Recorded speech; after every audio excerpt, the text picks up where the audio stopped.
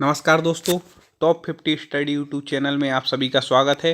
दोस्तों आज हम लेकर के आ गए हैं आपको 2011 में जो पिछला पेपर मध्य प्रदेश शिक्षक वर्ग 3 का हुआ था वो पूरा का पूरा पेपर संस्कृत के 30 प्रश्नों पर आज हम चर्चा करेंगे। और आपको ये पेपर को आज इस वीडियो को पूरा देखना जिससे आपको अंदाज़ा लग जाए कि संस्कृत का पेपर किस प्रकार का आता है, किस प्रकार के संस्कृत के क्वेश्चन बनेंगे और जो पिछले पेपर के 30 क्वेश्चन हैं उसमें से अभी आप पर कितने बन रहे हैं, आपकी कितनी तैयारी, सारी जानकारी आज आपको एक संस्कृत के पूरे 30 नंबर के पेपर के अंदाज़ा हो जाएगा। संस्कृत में आपको 28 प्लस नंबर लाने हैं तब आपका सिलेक्शन हो पाएगा, क्योंकि इस बार कंपटीशन बहुत है। तो आप हमारे वीडियो को बहुत अच्छे तरीके से देखें। आपको पूरी सिलेबस के अनुसार हम आपको पूरी संस्कृत पढ़ाएंगे अपने इस चैनल के माध्यम से। कुछ वीडियो लाइव ही हैं तो आप हमारे चैनल को एक बार सब्सक्राइब कर लें। हर सब्जेक्ट की तैयारी हम आपको करा रहे हैं और भी सब्जेक्ट के वीडियो हमारे चैनल पे जो पेपर हैं 2011 के सभी सब्जेक्ट के वो अपलोड हो रहे हैं, तो आप हमारे चैनल की प्लेलिस्ट में जाके देख सकते हैं। चलिए तो शुरुआत करते हैं हम इस वीडियो की। सबसे पहले आपको बता दें कि इसमें 15 नंबर के तो गद्यांश और पद्यांश से प्रश्न आते हैं, ठीक है, जिसमें 8 प्रश्न गद्यांश के और 7 प्रश्न पद्यांश के। इस प्रकार से टोटल 15 प्रश्न होते हैं। और 15 नंबर की जो संस्कृत में है वो है भाषा अभूत के बाद अब है पेडागॉजी। क्या है? पेडागॉजी। इसमें कुछ संस्कृत की व्याकरण भी पूछ लेते हैं साथ में, ठीक है। तो अपन इस पर चर्चा करते हैं। जैसे देखें 2011 का पेपर हुआ था, उसमें 31 से लेकर के 38 तक के प्रश्न गद्यांश पर आधारित थे। अभी हम इस पूरे गद्यांश पर चर्चा करेंगे, आपको बताएंगे गद्यांश कैसा लगाना है संस्कृत का।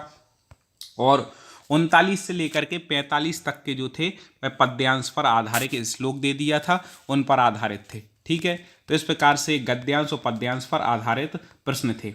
इसके बाद आपको बता दें कि 45 से लेकर के 45 भी गद्यांश से ही संबंधित था, 46 से लेकर के पूरा उनका पेडागॉजी से संबंधित प्रश्न थे। तो आज एक एक प्रश्न पर हमें चर्चा करनी है। मैं सोचता हूँ कि पहले हम 45 से यहाँ पर चर्चा कर ले रहे हैं, इसके बाद जो गद्यांश और पद्यांश है उनको हम लगाएंगे। आपको ट्रिक भी बताएंगे गद्यांश पद्यांश को आपको संस्कृत के कैसे लगाना है, जिसमें आप पूरे में से पूरे नंबर ला पाएँ। तो चलिए पहले इन प्रश्नों पर चर्चा करते हैं, इसके बाद गद्यांश पद्यांश पे। देखें, दर्शनीय इति पदे प्रकृति प्रत्यय अस्ति। दर्शनीय पद में इसमें प्रकृति और प्रत्यय आपको बतलाना है, ठीक है। तो दर्शनीय में मूल जो है वो देखो दृश और अनियर प्रत्यय लगा है, ठीक है। दृश शब्द है, अनियर प्रत्यय लगा है, तो क्या बन गया? दर्शनीय, ठीक है। अब देखो पेडागॉजी संबंध।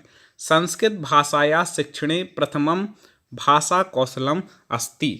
संस्कृत भाषा शिक्षण का प्रथम भाषा कौशल है। हम हिंदी भी आपको अनुवाद करते जाएंगे, तो इसका उत्तर हो जाएगा सबसे पहले पठनम। क्या है? पठन। पहले पढ़ा जाता है, फिर श्रवणम होता है, फिर लेखनम होता है, फिर भाषणम होता है। इस प्रकार ये चलते हैं ना। तो सबसे पहले क्या है? प्रथम भाषा कौशल क्या है? पठनम, मतलब पढ़ना। शिक्षणम इति पदस्य यह अर्थ अस्ति। मतलब शिक्षणम इस पद का क्या अर्थ है ये आपको बतलाना है। भाई क्या शिक्षणम मतलब क्या होता है? बोधनम, मतलब बोध हो जाना, ज्ञान हो जाना ही शिक्षण पद का अर्थ है। संस्कृत भाषा शिक्षणस्य यत् प्रथमम उद्देश्यम भवति। संस्कृत भाषा शिक्षण का जो प्रथम उद्देश्य है वह क्या है? तो वह है संस्कृत भाषा का सांस्कृतिकम, ठीक है। सांस्कृतिकम मतलब संस्कृति। संस्कृत भाषाया शिक्षणम कथम भवेत। संस्कृत भाषा का शिक्षण कैसा होता है? तो संस्कृत भाषा का जो शिक्षण है सरलात् कठिनम प्रति, मतलब सरलता से कठिनता की ओर संस्कृत भाषा शिक्षण होता है। पहले सरल सरल बातों को, फिर कठिन कठिन बातों को। दोस्तों आप हमारे चैनल के माध्यम से संस्कृत की विशेष रूप से बेस्ट तैयारी आप कर सकते हैं, इसलिए यदि सब्सक्राइब ना किया हो तो सब्सक्राइब कर लें, और यदि सब्सक्राइब कर लिया तो बेल आइकन को आप दबा लें, जिससे हमारा नोटिफिकेशन आप तक पहुँचता रहे। व्याकरण शिक्षणस्य या नूतना रीति वर्तते। व्याकरण शिक्षण की नूतन रीति कौन सी है? तो आपको बता दें व्याकरण शिक्षण की जो नूतन मतलब नवीन, नूतना रीति मतलब नवीन नीति क्या है? पाठ्य पुस्तक रीति है। व्याकरण शिक्षण की नवीन नीति कौन सी है? पाठ्य पुस्तक। संस्कृत भाषा में ही प्रश्न आएंगे, आप हिंदी में एक्सेप्ट मत करना ना पढ़ना, आप तो संस्कृत में ही पढ़ो, ठीक है। संस्कृत शिक्षणस्य प्राचीना प्रणाली अस्ति। वो तो हम आपको अनुवाद कर दे रहे हैं कि ये भी आसानी हो। तो संस्कृत शिक्षण की प्राचीन प्रणाली है। संस्कृत शिक्षण की प्राचीन प्रणाली कौन सी है? तो आपको बता दें कि प्राचीन प्रणाली है पाठशाला विधि। संस्कृत शिक्षण की प्राचीन प्रणाली कौन सी है? पाठशाला विधि है। अगला देखें, कक्षाभिनय रीतौ या प्रक्रिया भवति सा। कक्षाभिनय की रीति में जो प्रक्रिया होती है वह कौन सी है? आपको उस प्रक्रिया को बतलाना है। तो वह है शिक्षिका कथाया पात्रानुसारम व्याख्या करोति। जो शिक्षक है वो कथा की पात्र के अनुसार व्याख्या करता है। ठीक है। कहा रीति वर्तते यस्याम छात्रा चित्रम दृष्ट्वा प्रश्नानाम उत्तराणि लिखन्ति। जो इसकी भाषा शिक्षण की जो रीतियां हैं ना, उनसे प्रश्न उत्तर आए हैं। तो एक वीडियो हमने डाला है संस्कृत की प्रमुख शिक्षण विधियां, तो उसका आप वीडियो हमारे चैनल की प्लेलिस्ट में जा करके देख सकते हैं। ठीक है। तो अब देखो 53 में कि कहा रीति वर्तते यस्याम छात्र चित्रम दृष्ट्वा प्रश्नानाम उत्तराणि लिखन्ति। ऐसी कौन सी रीति जिसमें चित्र को देख करके छात्र प्रश्नों के उत्तर देते हैं? सीधा सीधा आप बता सकते हैं इसको चित्र रीति। संस्कृत के बहुत सरल होते हैं प्रश्न, उसी में उत्तर छुपे रहते, बस आपको पहचानना आना चाहिए। और देखो, भाषाया शिक्षणे यह केंद्रम भवति। भाषा शिक्षण का केंद्र क्या होता है? तो भाषा शिक्षण का जो केंद्र है वह पुस्तकम। भाषा शिक्षण का केंद्र क्या है? पुस्तक होता है। व्याकरण शिक्षणस्य यत् उद्देश्यम वर्तते तत् अस्ति। व्याकरण शिक्षण जिसका उद्देश्य है वह क्या है? व्याकरण शिक्षण का उद्देश्य क्या है? तो भाषाणाम दोषणम ज्ञानम। ठीक है। भाषा के दोषों का ज्ञान करना। अपन कौन कौन सी जो भाषा पढ़ रहे हैं उसमें क्या क्या दोष लग रहे हैं व्याकरण के द्वारा तो पता चलते हैं। ठीक है। संस्कृत भाषाया शिक्षणे मौखिक अभिव्यक्ति यत् साधनम वर्तते। संस्कृत भाषा शिक्षण की मौखिक अभिव्यक्ति का साधन क्या है? तो चर्चा परिचर्चा ये है, बिल्कुल साधन है। कथा कथनम, कथाओं का कहना, ये भी बिल्कुल मौखिक अभिव्यक्ति का साधन है। कविताया पाठकरणम, ये भी संस्कृत भाषा की मौखिक अभिव्यक्ति का साधन है। तो उपर्युक्तानि सर्वाणि, मतलब उपर्युक्त सभी, ये इसका उत्तर हो जाएगा। इस प्रकार के प्रश्न थे 2011 में। और अभी देखते हैं और कैसे प्रश्न थे, अभी बाकी रह गए हैं। इसके बाद गद्य पद्य भी अपन को आज ही लगाना है। वीडियो को आप पूरा देखेंगे तो आपको पूरा समझ में बात आ जाएगी, इसलिए वीडियो को आप पूरा देखना, बीच में बंद ना करें, क्योंकि आपके लिए ही उपयोगी होने वाला है। ठीक है। अगला देखें, भाषाया पठन समये चेत छात्रा अशुद्ध उच्चारणम करोति तदा कारणीय। यदि भाषा के पढ़ने के समय में छात्र अशुद्ध उच्चारण करते हैं तब आप क्या करेंगे, ये आपको बतलाना है इसमें। ठीक है। तो आप अब बताएं कि क्या हो जाएगा। तो इसमें बता रहे कि शुद्ध उच्चारणाय बारम अभ्यासा करणीय। उसके लिए क्या? शुद्ध उच्चारण करने का बार बार अभ्यास कराएं। संस्कृत भाषा है, अब रोज़ तो बोलते नहीं, तो उच्चारण करने में कठिनाई होगी, तो उनको बार बार उच्चारण कराएंगे जिससे संस्कृत भाषा का उन पर उच्चारण बन जाए। ठीक है। अगला देखें, यदि आपको पसंद आ रहा हो तो एक बार लाइक जरूर कर दें। शिक्षायाः कृते समाजे औपचारिकम साधनम यत् वर्तते। क्या बोल रहे हैं? शिक्षाया कृते, शिक्षा के लिए समाज में औपचारिक साधन क्या है? तो आपको वो साधन बतलाना है, तो वह है विद्यालय। यही है औपचारिक साधन, यहीं पर अपन क्या करते हैं? शिक्षा ग्रहण करते हैं। यदा छात्रा कक्षायाम गृह कार्यम न कृत्वा आगच्छति तदा शिक्षकेण किम कर्तव्यम अस्ति। यदा, जब छात्र कक्षा में गृह कार्य न कृत्वा अगर नहीं करके आता है, तदा तब शिक्षकेण किम कर्तव्य, तब शिक्षक का क्या कर्तव्य होता है? शिक्षक क्या करेगा यदि छात्र वो गृह कार्य नहीं करके आएगा? तो तस्य कारणम ज्ञातुम प्रयासा कर्तव्य। उसके कारण ज्ञात करने का प्रयास करेगा कि ये भैया क्यों करके नहीं आया है। इसको कोई काम था, बीमार था, या कोई घर की पर्सनल प्रॉब्लम थी, क्या था, किस कारण से करके नहीं आएगा, ये ज्ञात करेंगे। ठीक है। ना कि डांटेंगे, ना शिकायत करेंगे, ये काम नहीं होते शिक्षक के, अच्छे शिक्षक के। अगला देखें, कक्षा नाय करीते यह लाभा वर्तते सा अस्ति। ठीक है। कक्षा नाय करीते यह लाभा वर्तते सा अस्ति, वह है छात्राणाम अनुशासन लाभा। कक्षा नायक जो अपन बना देते हैं ना, मॉनिटर, उसकी रीति में क्या होता है कि वो कक्षा नायक बन जाता है मॉनिटर। तो अब जब शिक्षक तो हमेशा क्लास में रहता नहीं, तो कक्षा नायक जो है बस छात्रों उसको बनाने से अनुशासन का लाभ होता है कि ये किसी की शिकायत ना कर दे। इस प्रकार से अपन ने 15 से जो 60 तक के थे, समझ लो 45 से जो 60 तक के थे अपन ने ये लगा लिए हैं। अब अपन को लगाना है गद्यांश पद्यांश। अब वीडियो आपके लिए मेन हो जाता है। देखो गद्यांश पद्यांश संस्कृत के कैसे लगाए जाते हैं, ये आपको सीखना बहुत ज़रूरी है 30 नंबर के लिए। तो सबसे पहले कुछ हम ट्रिक, कुछ आपको मेन बातें बताते हैं। देखो गद्यांश पद्यांश लगाने सबसे पहले आप क्या करें, इनके प्रश्न पढ़ लें एक बार। क्या करें, सबसे पहले प्रश्नों को पढ़ें, गद्यांश को बाद में पढ़ें। इससे आपको अंदाजा होगा कि गद्यांश में किस प्रकार के प्रश्न पूछे गए हैं।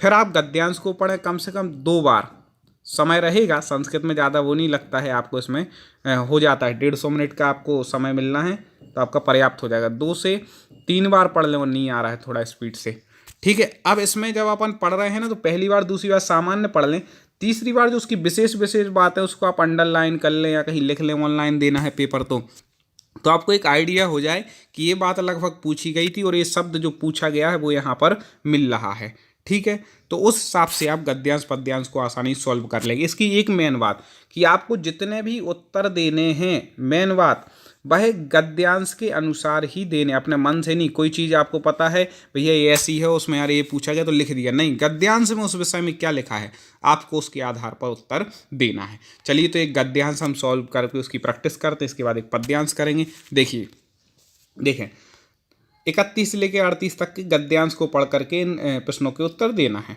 तो पहले अपन गद्यांश पढ़ लें एक बार, वो प्रश्न हम आपको बताएंगे, पहले एक बार गद्यांश आपको पढ़ा देते हैं। देखें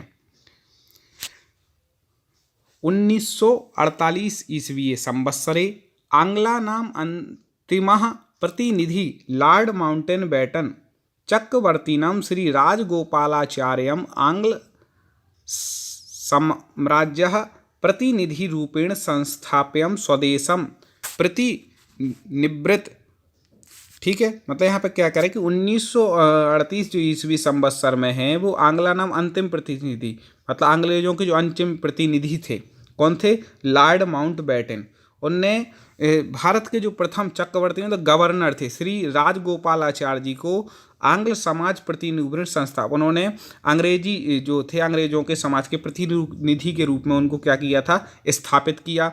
स्वदेशम प्रति निर्वृत्ता 1950 ईस्वी संवत्सरे संविधानस्य निर्माण कार्य परिसमाप्ते भारतम पूर्ण रूपेण स्वतंत्रम जातम। और 1950 ईस्वी संवत्सर में संविधान का निर्माण कार्य पूर्ण हुआ और भारत पूर्ण रूप से स्वतंत्र हो गया। अब इसमें आप देख सकते हैं कि पहले लॉर्ड माउंटबेटन ने श्री राजगोपालाचार्य जी को क्या बनाया था, प्रथम गवर्नर। 1950 ईस्वी में अपने संविधान का कार्य पूरा हो गया। ऐसे मेन पॉइंट आप इसमें लगा सकते हैं। भारतम पूर्ण रूप से स्वतंत्र, और भारत पूर्ण रूप से स्वतंत्र हुआ। श्री राजेंद्र प्रसाद भारतस्य प्रथमो राष्ट्रपति निर्वाचिता, और भारत के प्रथम राष्ट्रपति कौन हुए, श्री राजेंद्र प्रसाद, ये भी मेन पॉइंट हो गया। श्री जवाहरलाल नेहरू चा प्रधानमंत्री, और श्री जवाहरलाल नेहरू भारत के प्रथम प्रधानमंत्री बने। आंग्ला नाम स्थानेषु सर्वत्र भारतीय अधिकारिणा संस्थापक, और आंग्लों के स्थान पर जो अंग्रेज थे उनके स्थान पर सभी भारतीय अधिकारी हो गए, जो और मंत्री होते थे अधिकारी सब भारतीय लोग हो गए। स्वतंत्रे भारते नृपाणाम राज्यानाम च समस्या नितराम जटिला आसीत। स्वतंत्र भारत के समय जो राजा के राज्यों की समस्या थी वह जटिल थी। तो भारतस्य महीयान भूभागे राज्येषु विकीर्णा विभक्ता आसीत। भारत का जो बहुत सारा भूभाग था वह विभिन्न प्रकार के राज्यों में विभक्त था, ठीक है। राज्यानाम संख्यापि 66 परिमिता अभवत। उस समय लगभग 600 और अलग अलग रियासतें थी, राज्य थे। श्री वल्लभ भाई पटेल महोदयस्य भागीरथ प्रयत्नेन नीति चातुर्येण च सर्वे निपा भारतीय सम्मिलिता। श्री सरदार वल्लभ भाई पटेल महोदय ने के प्रयास से क्या हुआ कि जितने भी उनके नीति चतुर से जितने भी राजा थे सब क्या भारत में सम्मिलित हो गए। समस्तम भारतम 28 राज्येषु विभक्ता अस्ति। उस समय पूरा भारत कितने 28 मतलब 28 राज्यों में विभक्त कर दिया गया। राज्यानाम प्रधानम राज्यपाला कथयन्ते, और राज्य का जो प्रधान था वह राज्यपाल कहा गया। राष्ट्रपति तेसाम नियुक्तिम करोति, और राज्यपाल की नियुक्ति कौन करता था, राष्ट्रपति अभी भी करता है। राज्येषु अपि शासनम केंद्रवत मंत्री परिषद दायित्वम भवति। और राज्य और केंद्र में शासन मंत्री परिषद के द्वारा स्थापित हुआ, हर जगह का मंत्रिमंडल रहता है। प्रधाना सर्वोपरि मुख्यमंत्री इति उच्यते, उसको मंत्रिमंडल का जो प्रधान होता है, सर्वोपरि होता है, वो कौन होता है? मुख्यमंत्री उसको कहते हैं। इस प्रकार से आपने लगभग हमारी पूरी बातें सुनी। अब आपको प्रश्नों के उत्तर आप भी कमेंट में बता सकते हैं, मैं भी आपको बताता जाऊंगा। तो चलिए अपन शुरुआत कर लेते हैं। इसके पहला है, आंग्ला नाम अंतिम प्रतिनिधि यह आसीत। आंग्लों के जो अंतिम प्रतिनिधि थे वह कौन थे? तो हमने बता दिया था कि आंग्लों के अंतिम कौन थे? Lord Mountbatten. इसी में लिखा है, देखो आप खुद जाओ इसमें, देखो यहाँ पे लिखा है आंग्ला नाम अंतिम प्रतिनिधि लॉर्ड माउंटबेटन, ये लिखा है ना सबसे पहले ऊपर, ये लिखा आंग्ला नाम अंतिम प्रति। इसी में मिलेंगे आपको उत्तर पूरे संस्कृत के, कहीं परेशान होने की जरूरत नहीं। भारतीय संविधान निर्माण कार्य कदा समाप्तम, बस मेन बात क्या हो जाती है, आप उसका हिंदी अर्थ नहीं लगा पाते, प्रश्न नहीं समझ पाते, वो गड़बड़ होती है। बाकी भी हम आपको समझाएंगे और वीडियो लाएंगे बिल्कुल सरल भाषा, हम निश्चिंत हो जाएं, संस्कृत की पूरी तैयारी होगी। सब्सक्राइब करके आप हमसे जुड़ जाएं। भारतीय संविधान निर्माण कार्य कदा समाप्तम, भारतीय संविधान का निर्माण कार्य समाप्त कब हुआ? तो देखो इसी में लिखा है 1950 ईस्वी में संविधान निर्माण कार्य परिसमाप्ति, इसमें लिखा है, तो आप इसको बिल्कुल सही लगा सकते हो 1950। अगला देखें, स्वतंत्र भारत प्रथमा राष्ट्रपति का, स्वतंत्र भारत के हम बता चुके थे, अभी इसमें अपन ने पढ़ा था, श्री राजेंद्र प्रसाद जी प्रथम राष्ट्रपति थे। भारत प्रथम प्रधानमंत्री का निर्वाचित, ये भी पढ़ा था, प्रथम राष्ट्रपति राजेंद्र प्रसाद जी और प्रथम प्रधानमंत्री श्री जवाहरलाल नेहरू जी। ठीक है, देखो कितने सरल क्वेश्चन है, पूरे में से 30 नंबर चाहें तो संस्कृत में ला सकते हैं। उसी लक्ष्य को लेकर के अपन को पढ़ाई करनी है। और देखो, स्वतंत्रता पूर्वम भारते प्रयासा कति राज्याणि, स्वतंत्रता के पूर्व भारत में कितने राज्य थे, कितनी रियासतें थी, हमने बताई थी, तो कितनी थी? 600, अपन ने इसी में पढ़ी थी। अगला देखिए, संप्रति भारते कति राज्याणि संति, अब भारत में कितने राज्य हैं? तो अब मतलब आपको गद्यांश के अनुसार बतलाना, जो गद्यांश में जितने थी 28, 29 हो जाए या 30 हो जाए, कितनी आपको के हिसाब से गद्यांश में जितने, गद्यांश में मान लो 40 भी दिए, भली नहीं है तो आपको 40 लिखना। आप ये मत कहना कि नहीं भैया वो तो 29 हैं, 30 हैं, ऐसे नहीं चलेगा। ठीक है, गद्यांश के अनुसार ही उत्तर दिए जाते हैं। अगला देखें, राज्यपालस नियुक्तिम कह करोति, राज्यपाल की नियुक्ति कौन करता है? इसमें अपन ने पढ़ा राष्ट्रपति। ऐसे मेन पॉइंट आप वहाँ कागज पर भी नोट कर सकते हो, ऑनलाइन एग्जाम देना है तो आप चिंता मत करें, हो जाएगा सब बढ़िया। अस्य गद्यांश शीर्षकम भवितुम शक्यते, इस गद्यांश का आप शीर्षक दीजिए। इस गद्यांश का अच्छा परफेक्ट शीर्षक क्या हो सकता है वो आपको देना है।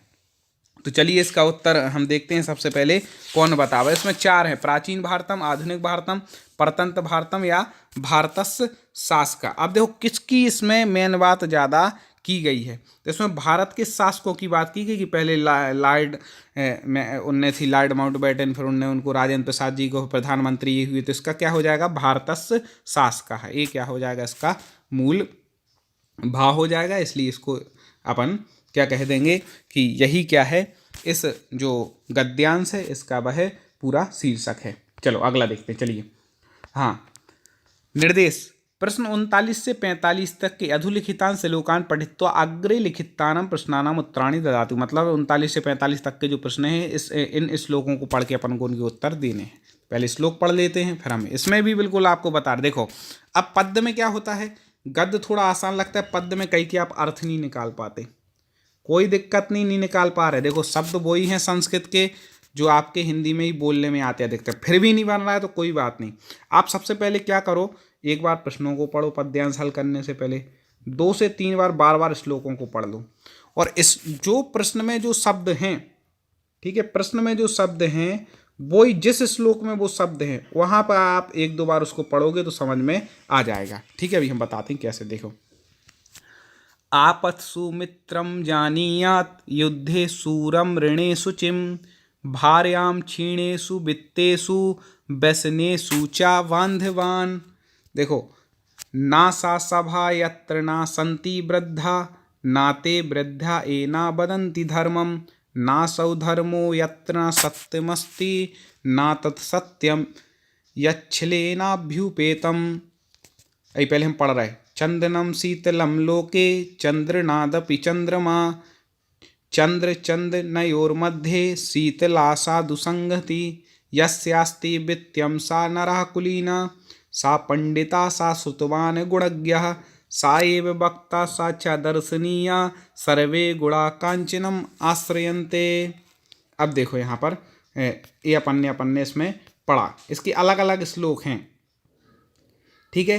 ये अपन को क्या करना है, आपत्सु मित्रम जानिए, आप आपत्ति के समय मित्र की पहचान होती है। युद्धे सूर्णम ऋणे शुचिम, और युद्ध के समय सूरता की पहचान होती है। और ऋण के समय, ठीक है, युद्ध के समय किसकी पहचान होती है कि भैया सूरवीर कौन है। और भार्याम क्षीणेषु, जब धन क्षीण होता है तो भार्या पत्नी की पहचान होती है, ठीक है। वित्तेषु व्यसनेषु चा बांधवान, और वित्त की व्यसनों में जब वित्त लुटा जाता है उसकी पहचान होती है। नासा सभा यत्र ना संति वै, वो सभा किसी काम की नहीं जिसमें वृद्ध नहीं है।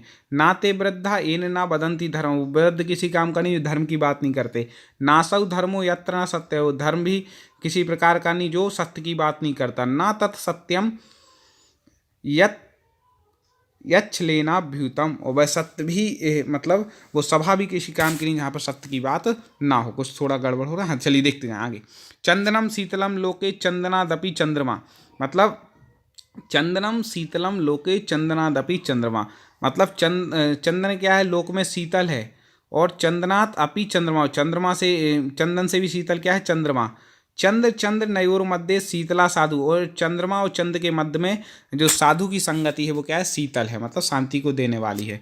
यस्यास्ति वित्तम सा नरा कुलीना, जिस मनुष्य के पास वित्त नहीं, जिस मनुष्य के पास वित्त है वह कौन है, कुलीन है। आज के समय वही कुलीन माना जाता है। सा पंडिता सा श्रुतवान गुणज्ञ, पंडित कौन है, जो श्रुतवान है, मतलब शास्त्रों का ज्ञाता गुणवान है। साएब वक्ता साचा दर्शनीया, साएब वक्ता साचा, और वही वक्ता और साचा दर्शनीय, दर्शनीय। सर्वे गुणा कांचनम आश्रित, सभी गुण किसके आश्रित हैं, कांचन, धर्म के, धन के आश्रित हैं। अब देखो, क्षीणेषु वित्तेषु कम जानिए। अब जब वित्त क्षीण हो जाता तो किसकी पहचान होती, तो अभी आया था कि भार्याम, भार्या की पहचान होती। देखो इसी में लिखा है, बिल्कुल आप पहचान सकते हैं। भार्याम क्षीणेषु वित्तेषु, मतलब जब वित्त पैसा क्षीण होता है भार्या की पहचान, इसी में आंसर। ये धर्मा ना बदंती ते भवंती, जो धर्म की बात नहीं करते वो देखो इसमें ये लिखा है वृद्ध। यस नासा सभा यत्र न संति ना ते वृद्धा ये ना बदंती धर्मम, तो वो वृद्ध नहीं है तो इसमें आप वो लगा दो भैया कि वृद्धा ना जो धर्म की बात नहीं करते। और देख लो 41वां देखते हैं अपन। यच्छलेनाभ्युपेतम, अस्य संधि विक्षित अपन को करना है, इसका संधि विक्षित क्या करना है, तो यच्छलेन प्लस अभ्युतम, ठीक है, इसका ये हो जाएगा यच्छलेन प्लस अभ्युतम। तो ना में आ छुपा है तो आ के बाद आ रहा है, तो कौन सी दीर्घ संधि हो जाएगी, यच्छलेन अभ्युतम, अभ्युपेतम, इसका उत्तर हो जाएगा। अगला देखें, संस्कृत की हम आपको एक ट्रिक से वीडियो लाने वाले हैं, 1-2 दिन में हमारे चैनल पे अपलोड होगा, आप हमसे जुड़े रहें। चंदनात् अपि अधिका शीतला का वर्तते, चंदन से भी अधिक शीतल क्या है, इसके अनुसार आपको बतलाना है। तो चंदनात् अपि उसमें बताया था चंद्र का मतलब चंद्रमा है, चंद्रा, ठीक है, चंद्रमा है। और देखो, का नरः कुलीना पंडिता श्रुतवाना गुणज्ञा च भवति, जिसमें बताया था कि भाई जिस मनुष्य के पास क्या है, धन है, वित्त है, कांचन है, वो क्या है, नर, कुलीन भी है, पंडित भी है, श्रुतवान, गुणक, सब माना जाता है। पैसा हो व्यक्ति के पास तो दुनिया का सबसे अच्छा व्यक्ति वही माना जाता है आज के समय, ठीक है। देखो, सर्वे जना किम आश्रयन्ते, तो सर्वे जना किम आश्रयन्ते, सर्वजन किसका आश्रय लेते हैं, ये आपको बतलाना है कमेंट में। तो सर्वे जो गुणा है वह कांचनम आश्रयन्ते, किसके, कांचन का आश्रय लेते हैं। कांचन मतलब वही धन। और दर्शनीय से हमने पढ़ लिया था कि दर्श प्लस अनियर इसका। तो इस प्रकार से आज हमने 30 प्रश्न जो पूछे गए थे। अब इसमें आपने क्या अंदाजा लगाया कि देखो गद्य पद्य के 15 नंबर के प्रश्न आने हैं, जिसमें आपको उसमें संस्कृत लिंग वचन कारक ये सब भी पढ़ना है। आप हमारे चैनल पर जाके वीडियो देख सकते हैं उसका। इसके बाद 15 नंबर की पेडागोजी है, जिसमें संस्कृत की शिक्षण विधियाँ, संस्कृत के कौशल और कुछ विशेष बातें संस्कृत की जो हैं वो आपको पढ़नी पड़ेंगी। तो आप निश्चिंत हो जाएं, पूरे 30 में से 30 नंबर की तैयारी हम आपको अपने चैनल के माध्यम से कराएंगे। आपको सब्सक्राइब करना है, चैनल की लिंक को ज़्यादा से ज़्यादा लोगों तक शेयर करना है, इसी तरह हमसे जुड़े रहना है। अगला पेपर लेकर के हम आप तक उपस्थित होंगे। जय